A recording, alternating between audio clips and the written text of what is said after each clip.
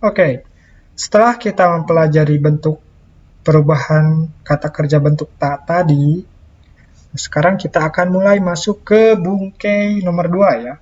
Doshi takei kotoga arimasu. Ya. Yang pertama, maknanya dari kotoga arimasu di sini itu apa gitu. Makna dari eh, doshi takei kotoga arimasu sendiri itu artinya maknanya adalah pernah ya. Pernah. Jadi di sini bungkainya itu digunakan untuk mengungkapkan sesuatu yang pernah kita lakukan atau pernah kita kerjakan. Ya. Nah, kalau pernah itu kotoga arimas. Nah, kalau pernah kan kotoga arimas nih.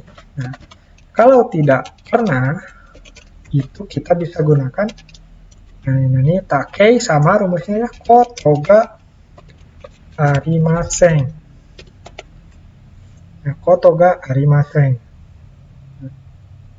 Nah, di sini kenapa harus pakai koto? Ya, saya sudah pernah jelaskan itu di bab sebelumnya ya, bab.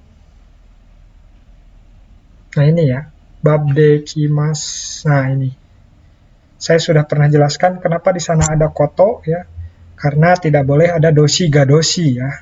Jadi di sini itu untuk arimas itu kan doshi. Nggak boleh ada doshi gadoshi. Jadi doshi takenya di sini menjadi meishi dulu.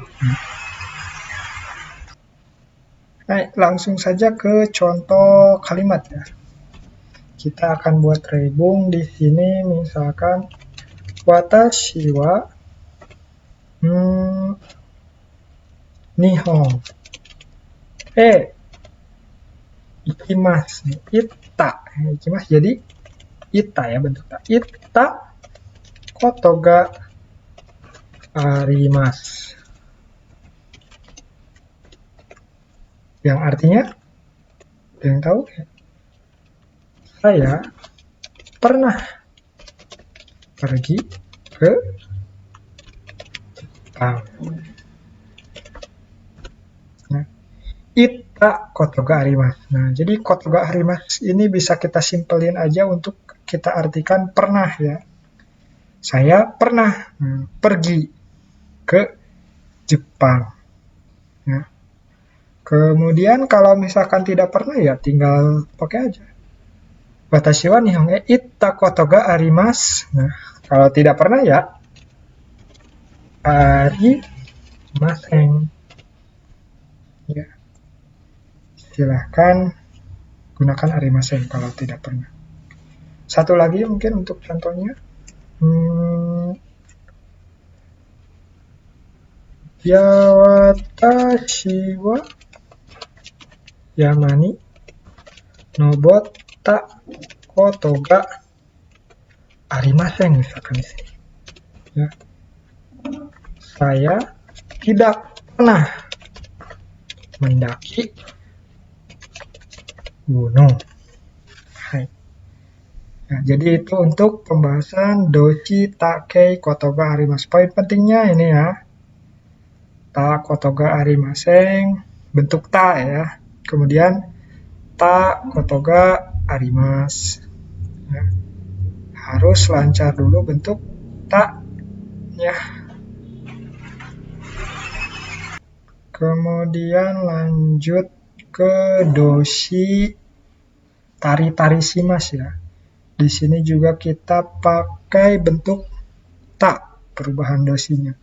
Tari shimasu. Maknanya seperti apa untuk bungkei tari-tari shimasu ini? Kurang lebih hampir sama kayak bungkei yang sudah kita pelajari yaitu T ya.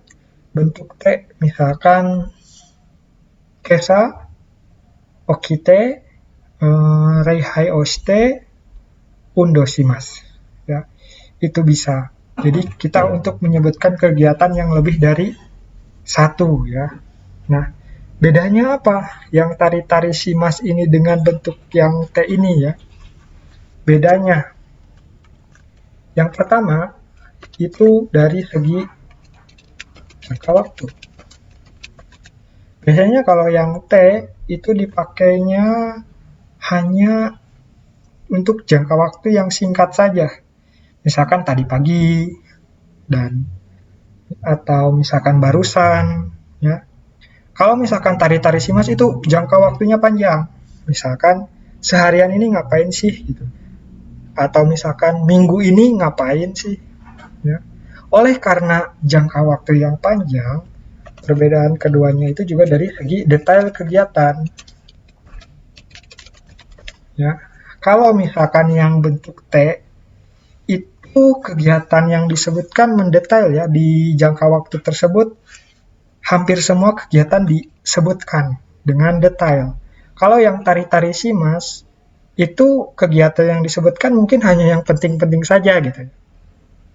Misalkan kalau kita ditanya seminggu ini kamu ngapain aja, kan nggak mungkin kita sebutin kegiatan kita selama 1 minggu gitu. Jadi hanya beberapa saja yang akan mungkin kita jelaskan, ya.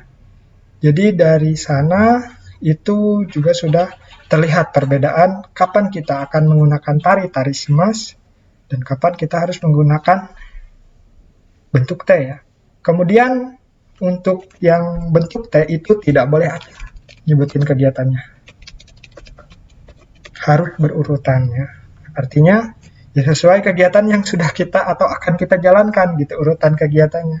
Kalau yang tari simas silahkan ya, boleh. Misalkan saya sepak bola tuh hari Senin, terus bulu tangkis hari Sabtu. Tapi pas ketika ditanya seminggu ini ngapain aja, ya bulu tangkis, sepak bola. Yang disebutin bulu tangkis dulu, boleh ya boleh gitu. Kalau tari simas, ya. Kalau T tidak boleh acak, kalau tari simas boleh acak. Ya, kurang lebih seperti itu ya.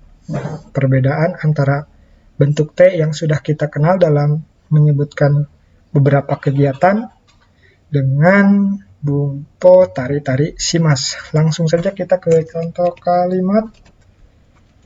Misalkan thank you ya. Watashi wa saka o tari, ya, bentuk tawa. Kemudian nihongo o benkyou shitari. Kemudian apalagi misalkan badminton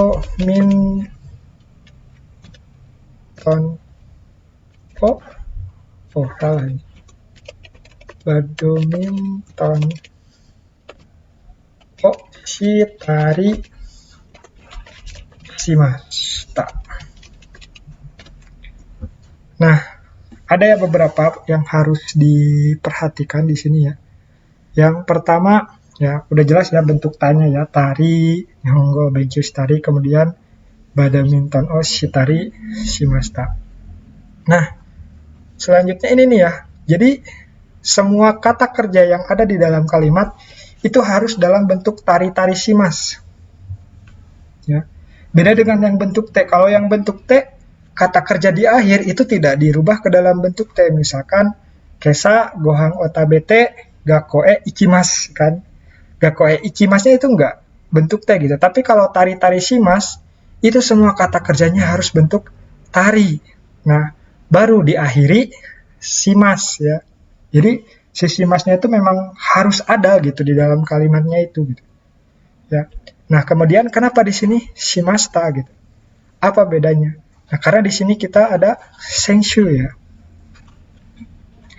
Jadi kegiatannya sudah lampau terjadi. Jadi artinya juga ini itu adalah minggu lalu saya bermain bola, belajar bahasa Jepang, terus bermain badminton. Misalkan ya. Hai. Nah, di sini itu ketika kita menggunakan tari-tari simas ya, itu tersembunyi makna bahwa banyak kegiatan yang kita kerjakan, cuman yang kita sebutkan, yang kita sampelkan itu hanya beberapa saja yang penting-pentingnya saja gitu. Ya. Nah, kemudian ini kan si masta ya lampau gitu. Apakah si bentuk tak ditarinya ini berpengaruh menjadi lampau? Tidak ya. Kalau misalkan kita menyebutkannya minggu depan, saya akan bermain bola, belajar bahasa Jepang, dan bermain badminton. Di sininya nggak akan shimashita, tapi shimasu. Seperti itu. Berarti di sini bukan senshu, tapi kaishu. Jadi kalau masalah di sininya cimas atau cimata, itu tergantung kondisi kegiatannya. Kalau belum dilakukan ya cimas. Kalau sudah dilakukan ya cimata.